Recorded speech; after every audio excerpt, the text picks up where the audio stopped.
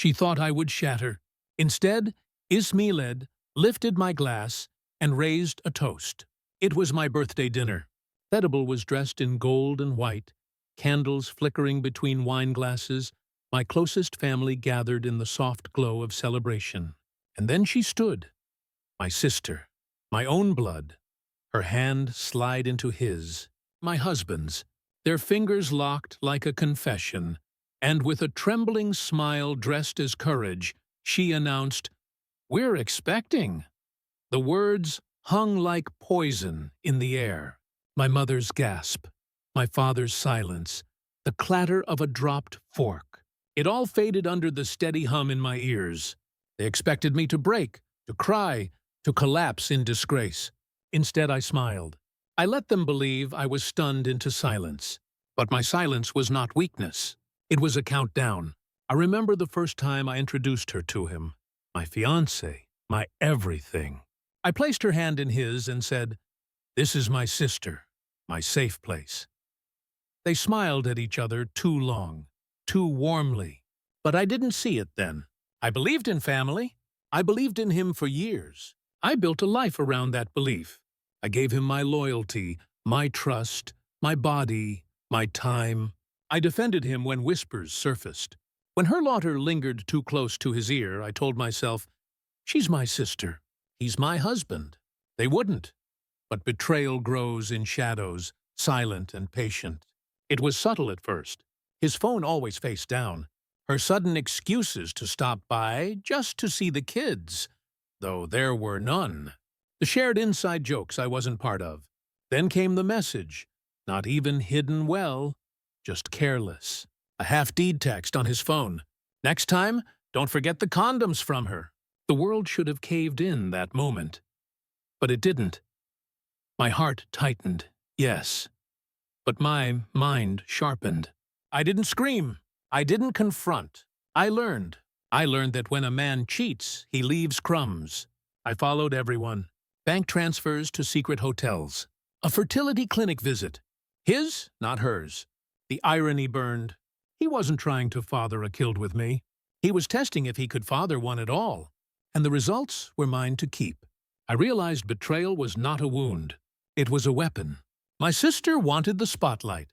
My husband wanted the escape hatch. They expected me to crumble, to hand them the stage. So I let them perform. I smiled at family dinners. I played the loyal wife. I listened as my sister bragged about how life has a funny way of giving you what you need. All the while I built my plan. Step 1, secure my exit. A lawyer quietly. The prenup he forgot I insisted on was ironclad. Everything he thought was his would return to me. Step 2, collect the evidence. Screenshots, transfers, clinic results. Not just whispers. Proof. Step 3, wait for the perfect stage. And tonight, at my birthday dinner, she gave it to me. When she announced her pregnancy, I didn't flinch. I let their victory bloom for one glorious moment. Their smiles, their secret joy, the collective shock of my family. It was almost beautiful. Then I reached for my glass. Calm, steady. I rose and said, "Congratulations." The room exhaled, confused, relief flooding in. They thought I was surrendering, but surrender has never been my nature. I continued, "Since we're sharing family news tonight, I'd like to raise a toast to truth and to results." I set a crisp envelope on the table. The fertility clinic seal gleamed under candlelight.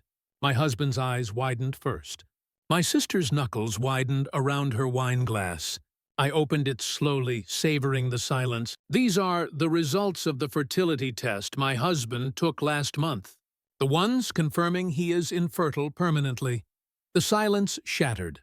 My mother's hand flew to her mouth. My father's chair scraped against the floor. My sister's face drained of color.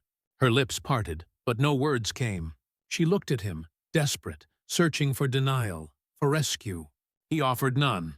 His face was red, his jaw tight, shame pouring off him in waves. I stepped closer, voice steady, each word precise.